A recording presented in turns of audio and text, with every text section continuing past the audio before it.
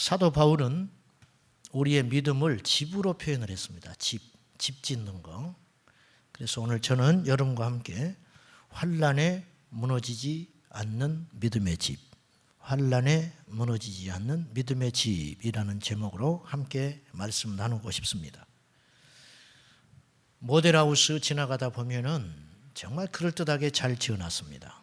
이제 저는 안에 들어가 보지는 않았지만은 안에 들어가면은 거의 집하고 똑같이 지었다고 그래요. 그래서 가구도 이렇게 놓고 이렇게 다 완전하게 텔레비전도 설치를 해놓고 그야말로 어쩌면 실제 집 짓는 것보다 더 잘 지어놨습니다. 모델하우스. 그래야 사람들이 와서 계약을 할 거 아닙니까? 근데 가끔 지나가다 보면 그 모델하우스 있던 집이 1년이나 2년 지난 다음에 분양이 다 끝나고 입주가 다 되면 아주 처참하게 부서지고 칠이 벗겨져 가지고 아주 눈살스럽게 그 모델하우스가 망가져 있는 것을 보게 돼요. 그 왜 그럴까? 그 집은 2년이나 3년을 바라보고 지었기 때문이에요. 그래서 영원한 재료로 짓지 않았어요. 거기는 콘크리트로 기초도 하지 않았고요. 겉에도 뼈대도 야무지게 하지 않았어요. 최소한의 비용을 들여서 색깔만 화려하게 방음될 필요 없지요. 5년 10년 이상을 생각할 필요 없지요. 비만 새지 않고 그럭저럭 화려하게만 지으면 밤에 그곳에서 사람 잘 일 없잖아요. 그러니까 냉난방도 그렇게 크게 할 필요 없지요. 그런 식으로 대충 화려하게 지은 것 같지만 그 집은 집이 아니에요. 그 집을 누가 가서 살겠어요? 집은 1년, 2년짜리가 있고 5년짜리가 있고 50년짜리가 있고 100년짜리가 있고 1000년 가는 집이 있고 5000년 가는 집이 있어요. 이집트 피라미드는 얼마나 오랜 시간을 풍파를 맞으면서 그곳에 지키고 있습니까? 재료와 기초와 짓는 기술의 문제로 이렇게 집의 수명이 짧게는 1, 2년, 길게는 몇천 년 가는 집이 존재한다는 것이에요. 우리 믿음도 마찬가지입니다. 1년짜리 믿음이 있고 100년짜리 믿음이 있고 영원한 믿음이 있다. 한번 다니다 마는 거 그냥 믿어볼까 하다가 흔들려서 다시 세상으로 가버리는 믿음, 이것은 시한이 몇 년짜리밖에 안 되는 것이죠. 자, 오늘 사도 바울은 고린도 교회에 편지를 보내면서 우리 믿음을 집으로 묘사를 했는데 11절 말씀 한번 보겠습니다. 우리 믿음의 기초가 어디여야 되느냐? 11절 첫째로 그리스도의 토대 위에 믿음의 집을 반드시 세워야 한다. 그걸 가르쳐 줍니다. 이 닦아둔 것 외에 능히 다른 터를 닦아둘 자가 없으니 이 터는 누구라고요? 곧 예수 그리스도라. 많은 사람들이 자기의 신념이 믿음인 줄 알아요. 부지런하면 믿음인 줄 알아. 또 똑똑하면 믿음인 줄 알아요. 헌신적이면 믿음인 줄 알아요. 예전에 교회에서 내가 그런 사람 봤다니까요. 예배 전에 이렇게 기도를 하더라고. 내가 진짜 봤어. 뒤에서 이렇게 안내를 쏘고 있는데 부목사 시절 때 어떤 분이 오더니 앞에 앉아가지고 그분은 늦지도 않아. 예배 시간에. 늦는 건 사람도 아니에요. 그 사람 눈에는. 예배 시간에 늦는 건 있을 수가 없어요. 왜 이렇게 하는가? 이분이 얼마 전까지 절에 다녔던 사람이에요. 그 절대로 빈손으로 교회 오는 법 없어요. 반드시 헌금하는데 우리는 한 손으로 넣지만 그분은 두 손으로 딱 넣습니다. 왜? 불교는 정성이거든요. 이분은 기질이 그런 사람이에요. 얼마나 목사들한테도 정중한지 몰라요. 사시사철 되면 복날이면 불러다가 삼계탕 먹이고 명절 때 되면 봉투라도 하나 넣어주고. 이게 왜 그러냐? 몸에 배 있어요. 근데 어느 날 교회를 안 보여. 왜 이렇게 됐을까요? 자기의 신념에 따라 예수 믿은 거예요. 말씀 안 들어갔어요. 완전히 다시 돌아가고.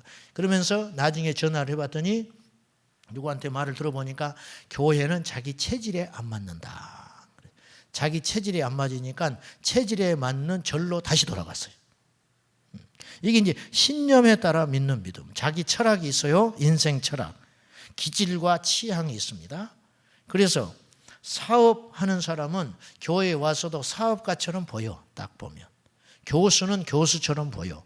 정치인은 정치인처럼 보인다고 말이에요. 사업하던 분들이 거듭나서 예수 믿으면 그래가지고 목사가 되면 사업하듯이 목회를 해요. 경영 마인드를 가지고 들어온다고.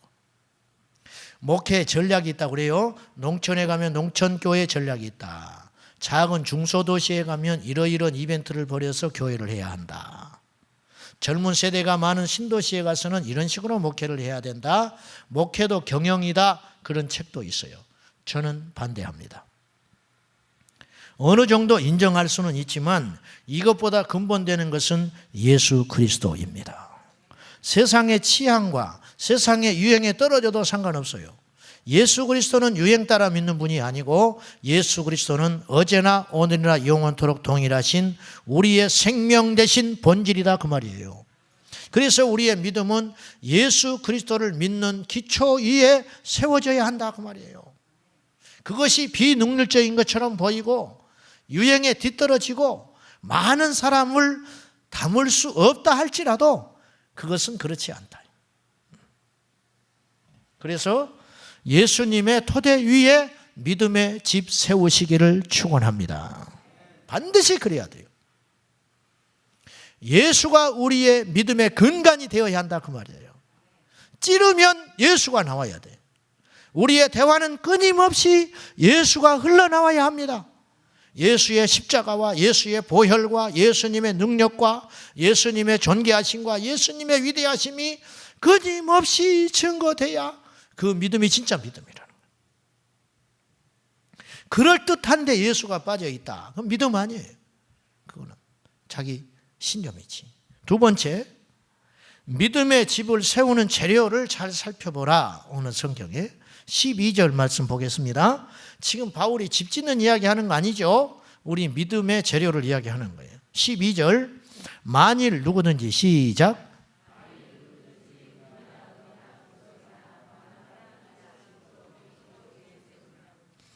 각 사람의 시작. 각 사람의 공적이 나타날 터인데 그날이 공적을 밝히리니 이는 불로 나타내고 그 불이 각 사람의 공적이 어떠한 것을 시험할 것입니다. 믿음의 집에 세우는 재료가 크게 6가지인데 더 정확히 말하면 2종류예요. 영원한 재료와 영원하지 않는 재료. 자, 금, 은, 보석. 이것은 영원한 재료로 생각하는 거예요.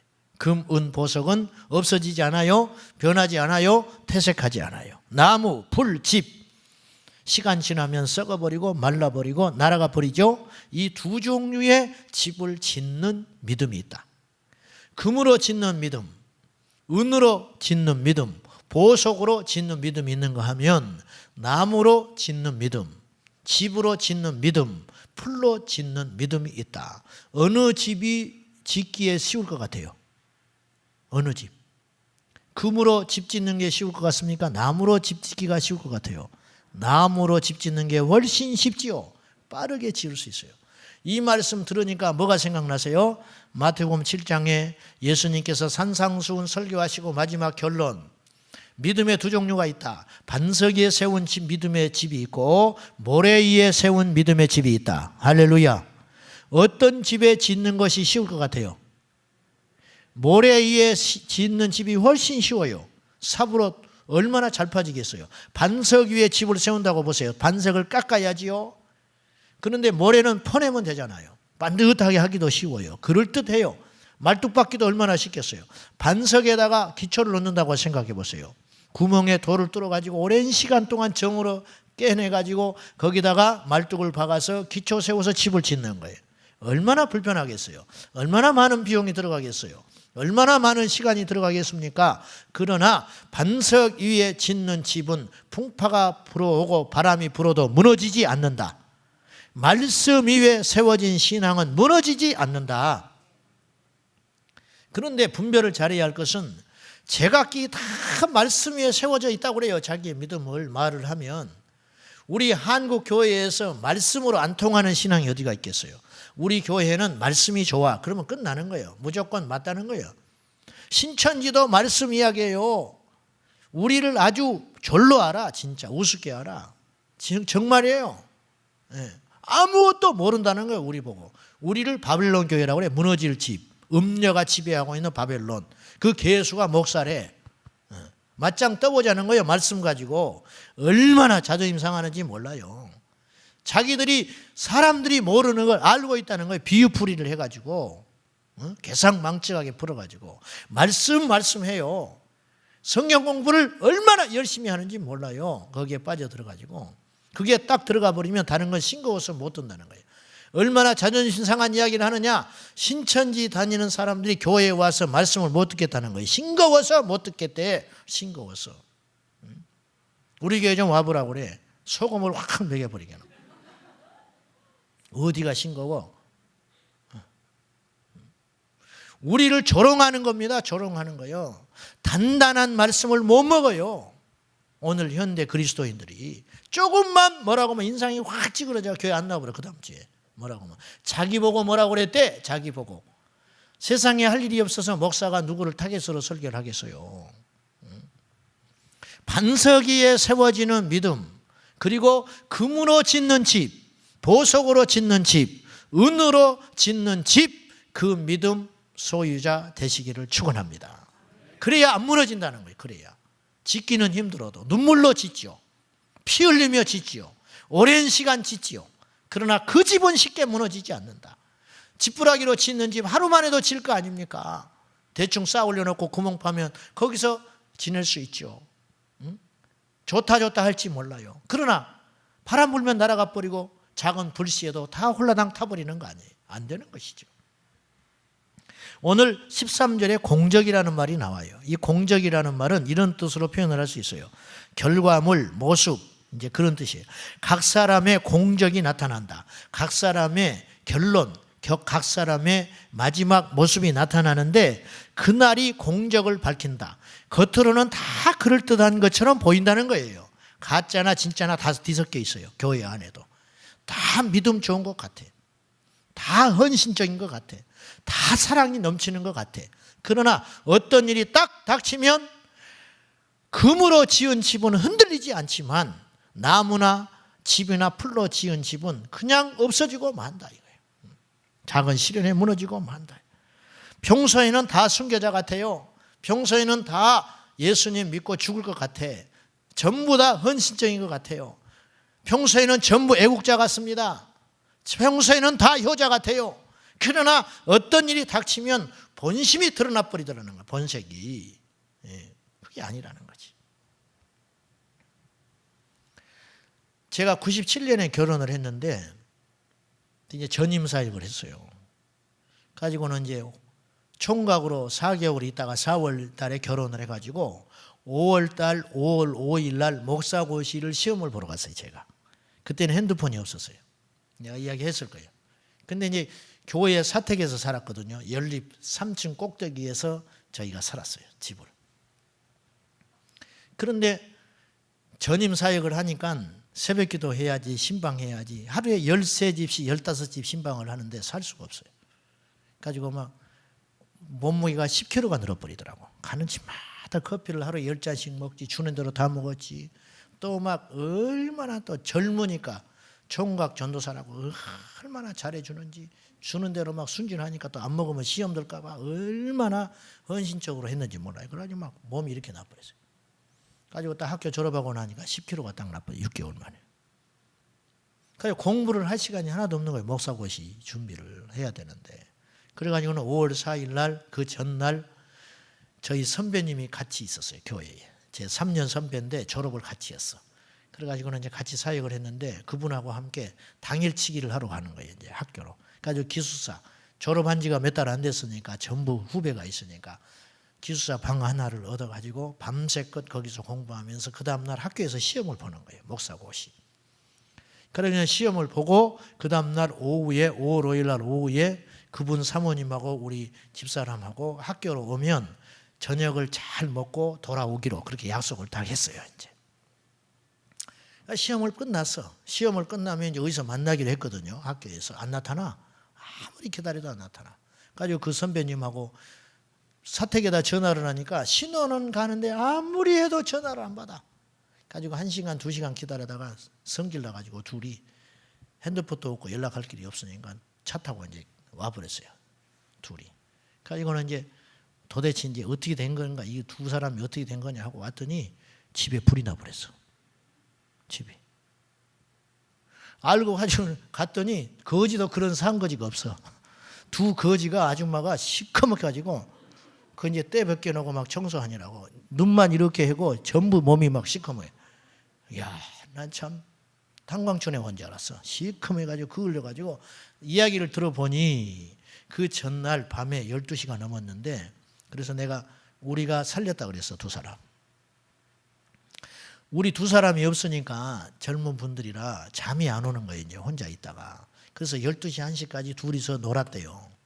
남편들이 없으니까, 허전하니까.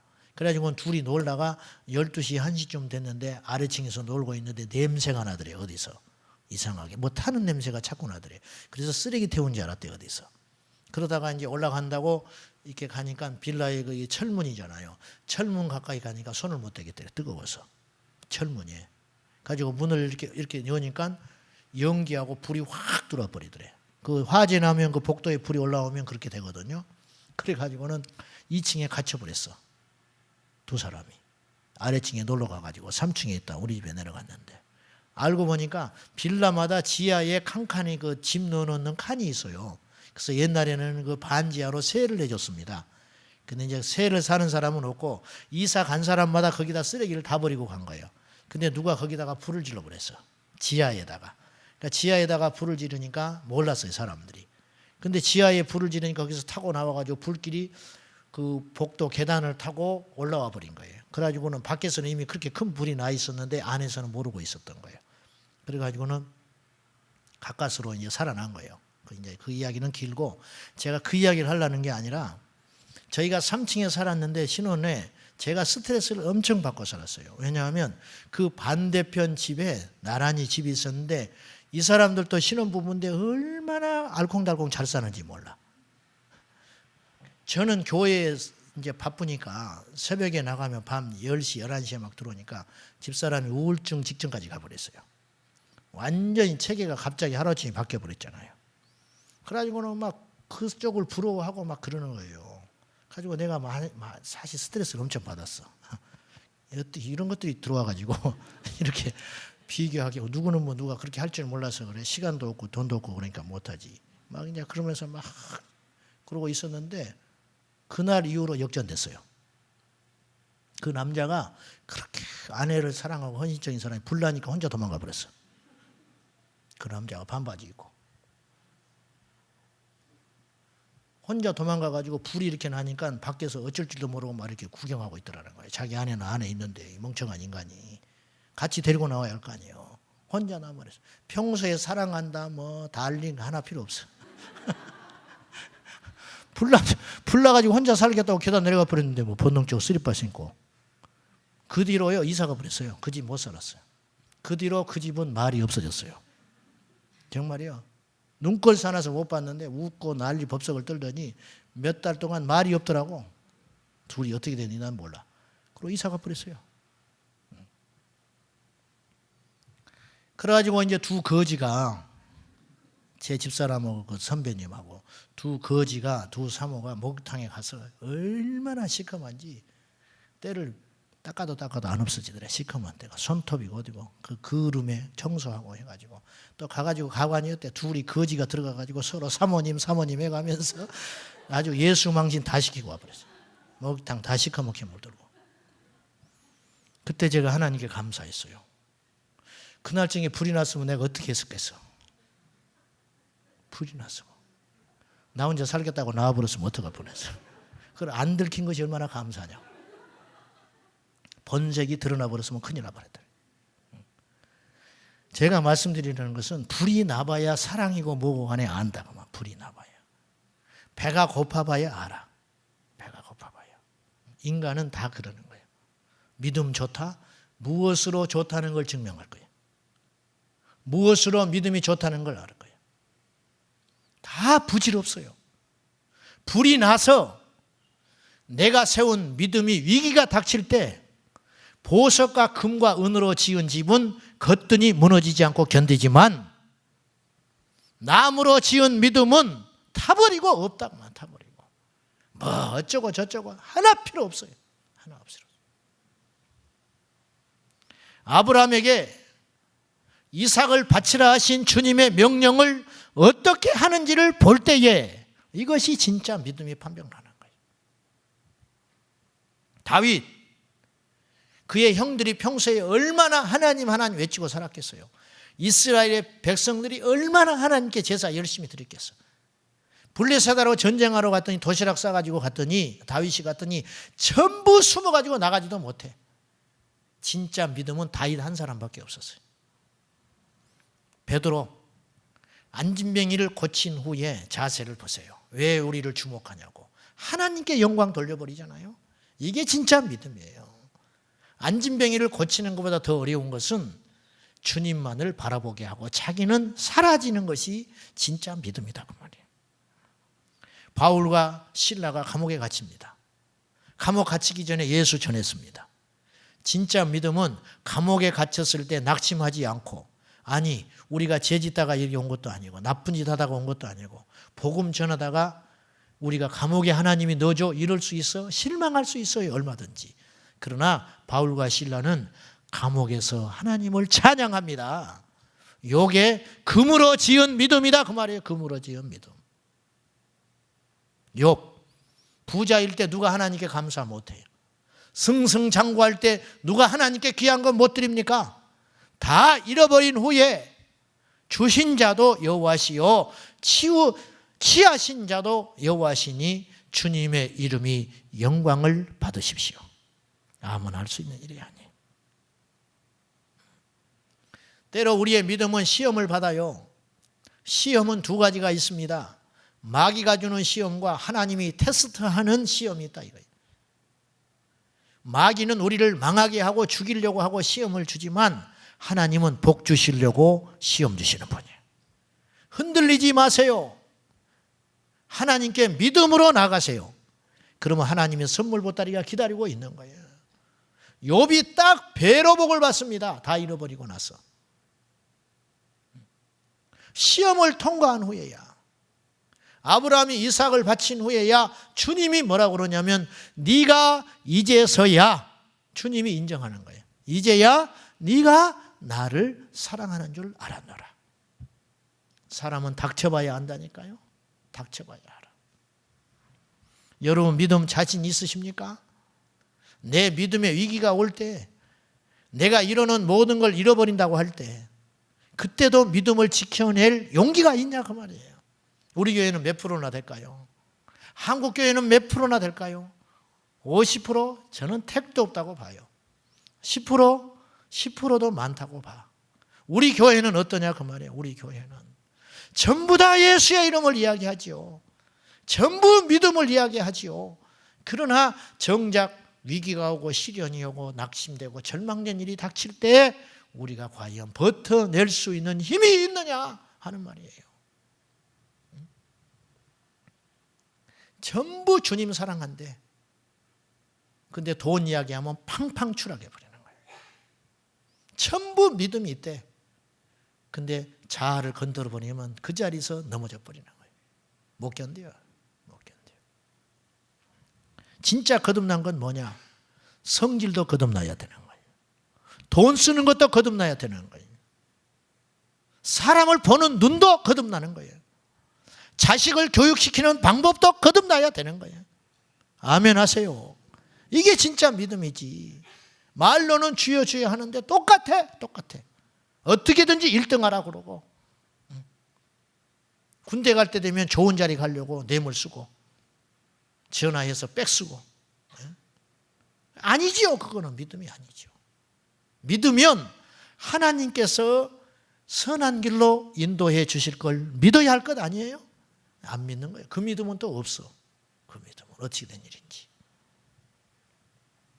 시험이 닥칠 때 두 가지 반응이 옵니다. 오늘 제목이 뭐라고 그랬어요? 환난에 무너지지 않는 믿음의 집이라고 그랬어요. 환난에 무너지지 않는 믿음의 집. 시험이 닥칠 때 두 가지 반응이 와요. 첫째는 그 시험을 이기고 능히 서 있는 믿음이 있다. 금, 은, 보석으로 지은 믿음의 집. 14절 한번 보세요. 14절 시작. 만일 누구든지 그 위에 세운 공적이 그대로 있으면 상을 받고 그대로 내가 세우는 믿음의 집이 그대로 있으면 시험이 와도 그 시험이 불같은 시험이라 할지라도, 이해할 수 없는 시험이라 할지라도, 이길 수 없는 시험처럼 보인다 할지라도 그 시험을 이긴 사람은 그대로 있으면 상을 받는다. 믿음으로 이기면 상 받는다. 믿으십니까? 변치 않고 흔들리지 않는 믿음. 병이 오면 무너지고 시련이 닥치면 무너져요. 제가 볼 때 우리 성도들 나라도 무너지겠다 하는데 버티는 사람이 있어. 나도 저렇게 환난이 오래가면 나는 못 견딜 것 같아. 경제적인 핍박, 시련들. 시련은 동시에 오거든요. 막 그거 정신이 없는 거예요. 애가 아프고 경제적으로 시련이 오고 내가 또 질병이 와버리고 직장이 위태롭고 막 이런 일이 정신없이 밀려올 때가 있어요. 그때 여러분들이 하나님 원망하지 말고 믿음으로 버티면 하나님이 내게 복과 상을 준비하고 있구나. 그거를 대비하시라 그 말이에요. 할렐루야. 우리 인생에요 반드시 기회가 옵니다. 하나님이 주는 기회가 와요. 믿음 안에서 여러분이 두 가지를 믿어야 돼요. 첫째는 하나님이 내 인생에 반드시 축복과 구원의 기회를 주신다. 보라 지금이 구원의 날이요 은혜 받을 날이로다. 반드시 기회 주세요. 두 번째는요 믿음의 원칙. 사람은 심는 대로 거둔다. 이걸 여러분이 꼭 기억하셔야 돼요. 믿음의 원칙도 이것이 존재해요. 세상에만 있는 게 아니에요. 사람은 심는 대로 거둡니다. 갈라디아서 6장에 사람이 무엇으로 심든지 그대로 거두리라 그랬는데 그 말씀만 딱 빼고 보면 뭐 열심히 살고 믿음으로 씨를 뿌리면 거둔다 그렇게 표현, 그것도 틀린 말은 아니지만 그 말씀의 전해를 쭉 보면 하나님을 경외하는 것에 대해서 이야기가 나와요. 하나님을 경외하는 자는 경외함으로 복을 누리고 하나님 무시하고 없인 여긴 사람은 하나님의 징계를 받는다 그런 뜻이에요. 그 말이. 시험이 닥칠 때 두 번째 반응은 불타버리는 믿음이 있겠지요. 15절 보세요. 시작. 누구든지 그 공적이 불타면 해를 받으리니 그러나 자신은 구원을 받되 불 가운데서 받은 것 같으리라. 나무로 지은 집 불타면 다 타버릴 거 아니에요. 공적이 다 없어져 버리는 거예요. 그래서 해를 누리게 되는 거예요. 그런데 구원은 받는다. 그 터는 남아 있으니까. 구원은 받는데 그 구원도 불 가운데 받는 것처럼 아슬아슬하고 위태롭다. 잘못하면 죽을 수 있다. 장담 못한다 그런 말이에요. 바울이. 여기서 해를 받는다는 말은 고통을 받는다는 말이에요. 기쁨이 사라진다는 말이에요. 시련을 당한다는 말이에요. 형통하지 못해. 불안하고 실패 연속이 계속된다는 거예요. 우리의 믿음이 굳건해야 감사가 넘치고 기쁨이 넘치고 은혜가 넘치는 줄로 믿습니다. 여러분, 시험이 큰 게 문제가 아니에요. 믿음이 적은 게 문제라고요. 믿음이 크면 어떤 시련도 이길 수 있어요. 할렐루야. 그래야 안 그래요? 지진이 나도 안 무너지는 집이 있다고요. 그런데 바람만 불어도 무너져 버리는 집이 있다고요. 외적인 데서 우리는 요소를 찾아요. 너무 어렵다는 거예요. 어렵지요. 어렵지만 그 어려움보다 내게 더 큰 믿음이 있으면 그 어려움 이길 수가 있어요. 그래야 안 그래요? 축구 경기를 예를 들면 브라질이 강하다. 브라질이 강한 게 아니에요. 우리가 약한 거지. 우리가 강하면 브라질이 아니라 브라질 할아버지라도 이기지. 못 이기겠어요? 이겨요, 못 이겨. 근데 브라질만 강하다고 트집을 잡고 있어. 브라질만 강하다고 하지 말고 7대1로 져버렸으니까. 브라질만 강하다고 트집 잡지 말고 내 실력을 키우고 내 공을 쌓으라 그 말이에요. 왜 이렇게 난 어려움이 많은지 몰라. 못 살겠어. 그 소리 하지 말고 어려움이 많다고 하지 말고 내 안에 믿음을 쌓아라. 믿음을 가지라.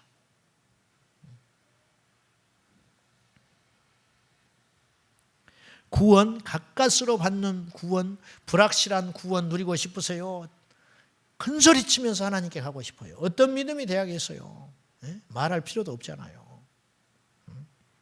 성경 속의 예를 볼까요? 구원은 받았지만 불 가운데 받는 구원, 아슬아슬한 구원, 영화롭지 못한 구원 받은 사람들이 성경에 나와요.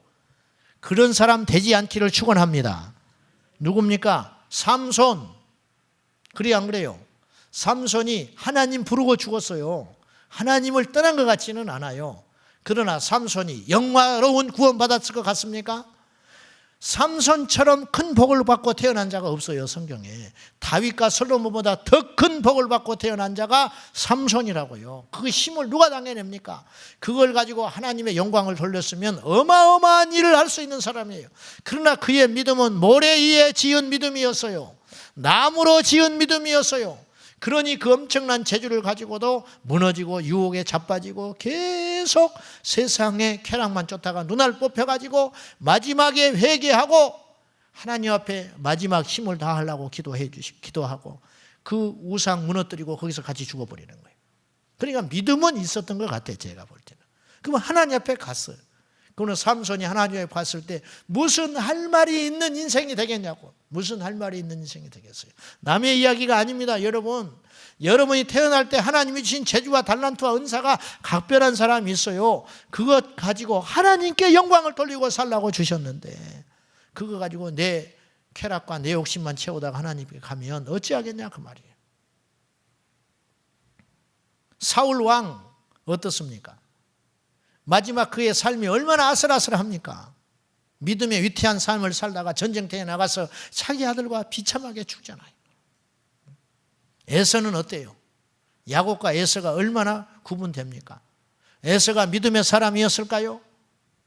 믿음이 있었을진 모르지만 야곱은 못 따라가는 거예요. 야곱은. 요셉의 형들 어떻습니까? 요셉의 형들 12지파의 원조들이죠. 그렇지만 요셉 하나를 못 당하잖아요.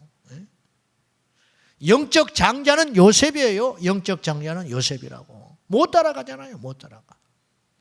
그럼 우리는 어떤 믿음을 가지고 살아야 되느냐? 요셉의 형들이 집에서 호의호식하면서 아브라함으로부터 내려오는 그 부가 있었으니까 12아들이 떵떵거리며 살았어요. 11아들이. 그러나 요셉은 그 시간에 종살이하고 감옥살이하고 믿음으로 다지는 시간을 가졌어요. 그래서 그는 단단한 믿음의 집을 세웠지만 나머지 형들은 믿음으로 살지를 못했어요. 그렇잖아요.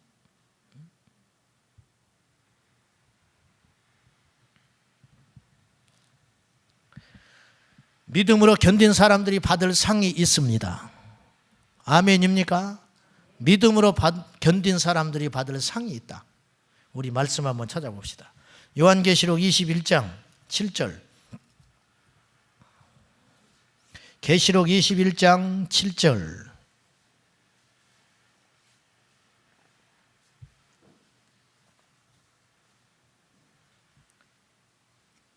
시작. 이기는 자는 이것들을 상속으로 받으리라. 나는 그의 하나님이 되고 그는 내 아들이 되리라. 신천지 교주 이만희를 이기는 자라고 그래. 이기는 자는 신천지 한 사람 이만희를 두고 하는 소리 아니에요. 이기는 자는 믿음으로 승리한 하나님의 사람들. 우리가 이기는 자들이 될 수 있어요. 아멘입니까? 이들에게 하나님께서 주신 상이 있다. 이거예요. 상. 봅시다. 11절. 하나님의 영광이 있어 그 성의 빛이 지극히 귀한 보석 같고 벽옥과 수정같이 막더라. 크고 높은 성곽이 있고 12문이 있는데 문에 12천사가 있고 그 문들 위에 이름을 썼으니 이스라엘 자손 12지파의 이름들이라. 젊은 날 허황방탕한 세월 보내다가 노년에 어려워 힘들기만 해도 죽을 것 같잖아요. 그리고 다른 사람 부러워하잖아요. 그래봤자 몇십 년 살다가 죽는 거예요. 그런데 천국에 갔더니 영원한 생애가 이미 판가름이 나 있더라는 거예요. 영원한 생애가. 어떤 사람은 12문 진주문을 그 속에서 호의호식하면서 천사를 호령하면서 사는 자가 있고 어떤 사람은 천국의 변두리에서 겨우 부끄러운 구원받아서 고개도 못 들고 사는 사람이 있더라는 거예요. 성경의 표현에 의하면 천국이 그런 곳이냐고요? 그런 곳이요. 그런 곳이요. 알기나 알고 이야기를 해. 천국 가면 다 좋은 줄 알아. 아까 바울이 뭐라고 그래요? 고린도전서 3장에 구원은 받지만 불 가운데 얻는 구원받을 자가 있다고 하잖아요. 불 가운데 구원받아 천국 간 사람이 뭐 떵떵거리고 살겠어요? 한번 생각을 해보세요. 예수님 한편 돌아가실 때 십자가에서 한편에 달린 강도가 가까스로 구원받는다. 막차 타고, 인생 막차 타고. 부러워요?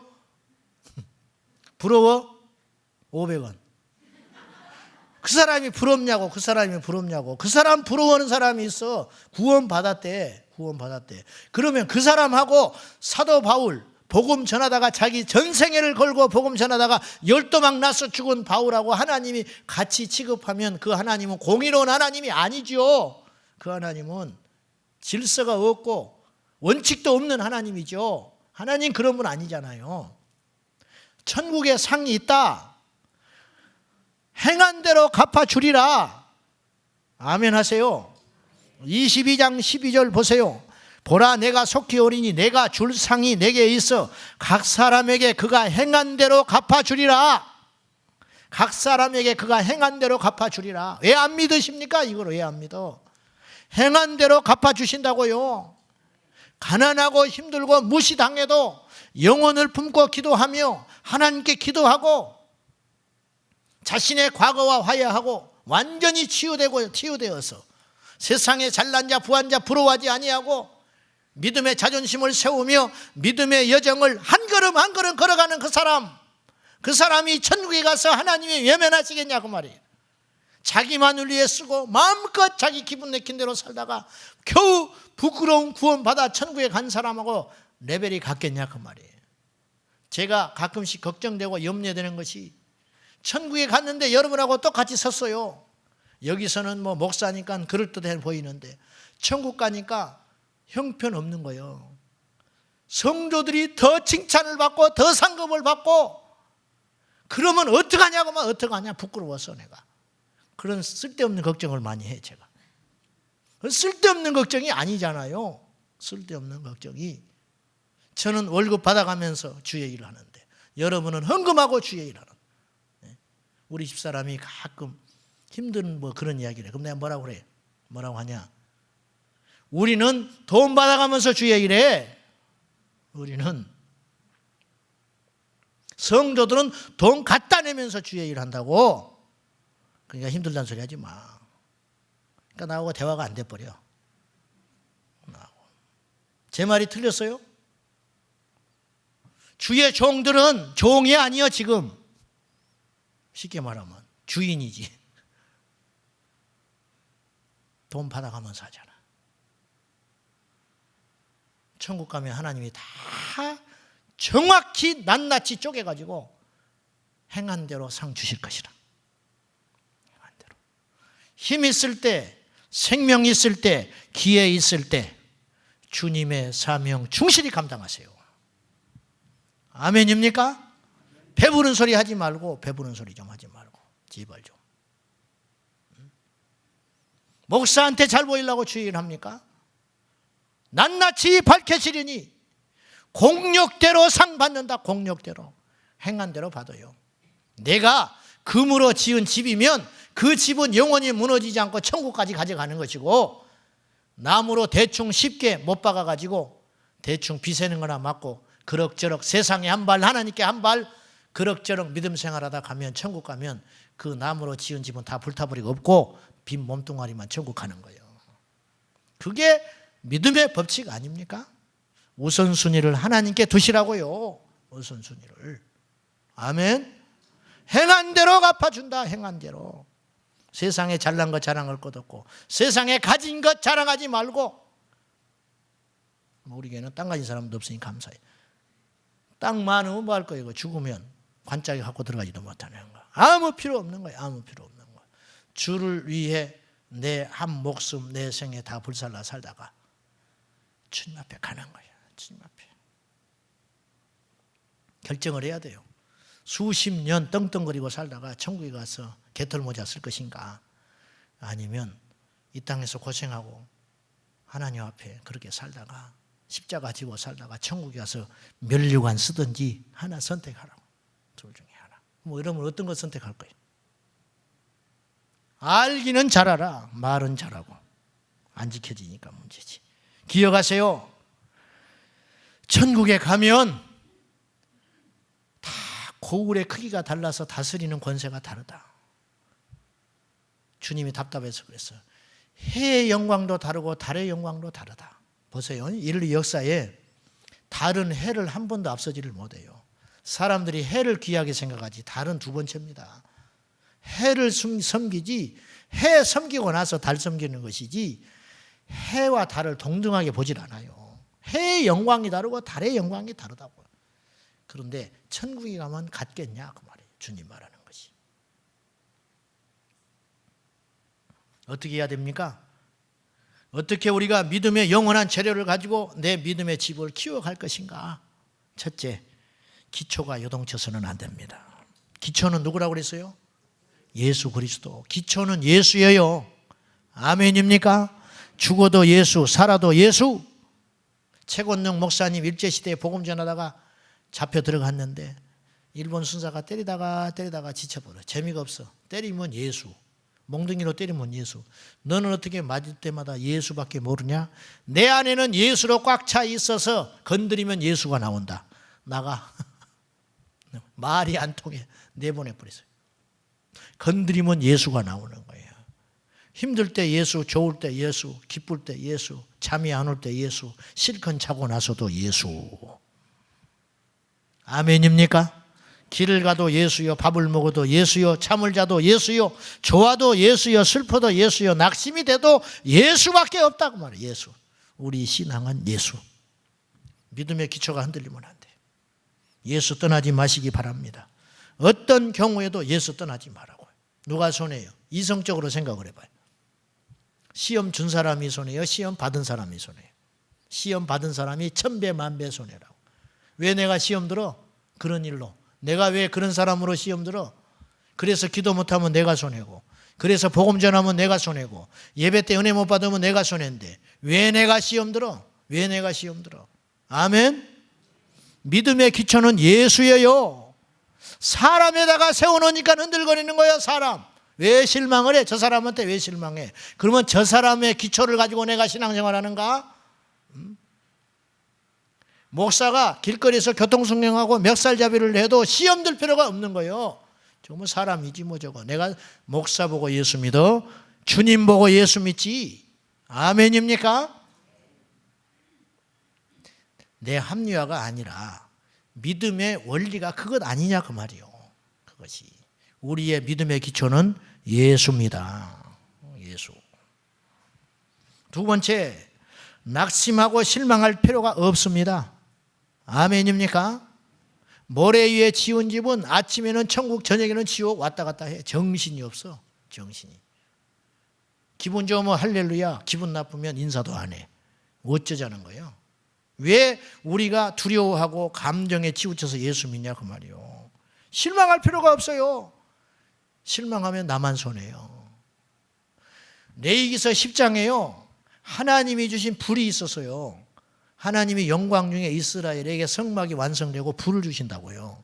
그런데 나답과 아비후가 초보라 제사장 된 지 얼마가 안 돼가지고 하나님 앞에 왜 그랬는지 그 주님이 주신 불이 아닌 다른 불로 제사를 드렸어요. 그랬더니 어떻게 했어요? 여호와의 불이 나와서 현장에서 타 죽어버렸어요. 그 장사를 치러야 할 거 아니에요. 장례를. 얼마나 슬픈 일이에요. 기가 막힌 일이죠. 모세가 자기 조카가 죽어버렸는데 모세는 사람도 아닌가? 그때 하나님이 진노하여 모세에게 준 말이 뭐냐면 나를 존중하지 않는다는 뜻이에요. 나를 존중하지 않으니까 내 말을 무시한다. 왜 그 불로 예배를 드려? 내가 분명히 너에게 준 불이 있는데 귀찮아서 안 드릴 수도 있었고 설마 뭐 이 정도야 그랬을지 몰라요. 근데 그걸 허용했다? 계속 나쁜 일이 벌어질 거 아니에요? 하나님이 초방에 막아버리는 거예요. 이스라엘을 사랑해서. 그래서 이스라엘 40년 광야 시간에 불타 죽은 사람은 없어요. 이해되시죠? 무슨 말인지. 다른 불로 제사 드린 자는 한 명도 안 나타났어요. 그대로. 나답과 아비후가 딱 죽어버렸네. 그 뒤에 모세의 말이 무서워요. 머리를 풀고 옷을 찢지 마라. 모세가. 장례를 치르니 얼마나 슬퍼요. 젊은 두 기둥, 내 아들 중에 두 놈이 죽어버렸어요. 하루아침에. 장자 찾아가 죽었어요. 아론은 기가 막힌 일 아닙니까? 이스라엘 전체가 기가 막힌 일이 벌어졌는데 하나님 원망하는 건요. 그거는 생각도 못해. 그거는 허용하지 않아. 모세가요. 자기 조카가 죽었는데 단호하게 이야기해 버립니다. 머리 풀지 마. 옷 찢지 마. 이건 뭐냐? 슬퍼하지 마라. 슬퍼할 일이 아니다. 이 일은 슬퍼할 일이 아니야. 그리고 우리가 진정 슬퍼해야 하는 건 뭐냐면 여호와의 진노하심으로 슬퍼해라. 이들이 죽은 것이 슬퍼한 게 아니고 하나님이 진노하시고 이 화를 냈다는 사실에 대해서 우리가 슬퍼해야 된다고 모세가 정확히 가르쳐줘요. 그래서 장례를 못 치러버립니다. 장례를 제대로 못 치른다고요.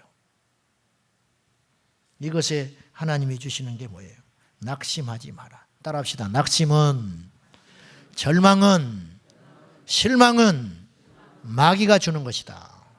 다윗이 범죄한 후에 하나님께서 그 아들을 그 죄의 대가로 쳐서 죽입니다. 병을 앓고 죽어가는데 다윗이 그 아들을 살려달라고 하나님께 식음을 전폐하고 부르짖고 기도합니다. 자식이 무슨 죄가 있어?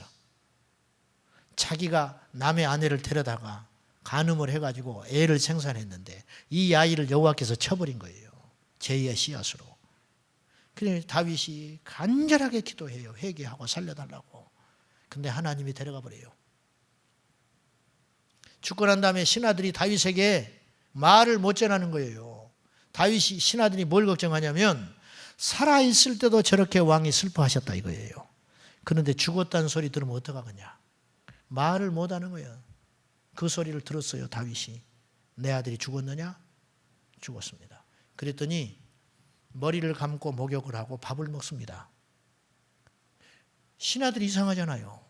살아있을 때도 그러시던데 왜 죽고 난 다음에 어떻게 이렇게 태어나실 수 있냐고. 다윗이 뭐라고 그래요? 하나님께서 데려가시는 걸 내가 어떡하냐. 하나님이 데려가는 걸 어떡하냐. 이게 믿음입니다. 이게 믿음이라고. 하나님이 행하신 일을 슬퍼하면 뭐 할 거예요?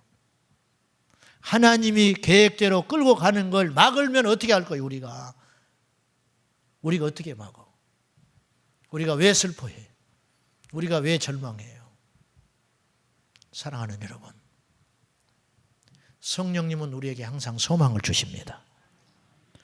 사막에서 물이 솟게 합니다. 광야에서 주께서 먹을 걸 주신 하나님. 다시 일어나서 여러분의 상황이 어떻게 힘들고 어렵다 할지라도 하나님께 인상 찌푸리고 절망하고 앉아있으면 뭐가 되냐 그 말이에요. 그 시간에 여호와를 찾고 찬송하고 적극적으로 예배할 때 영적 침체에서 벗어나 승리할 수 있고 마귀가 떠나게 되는 것입니다.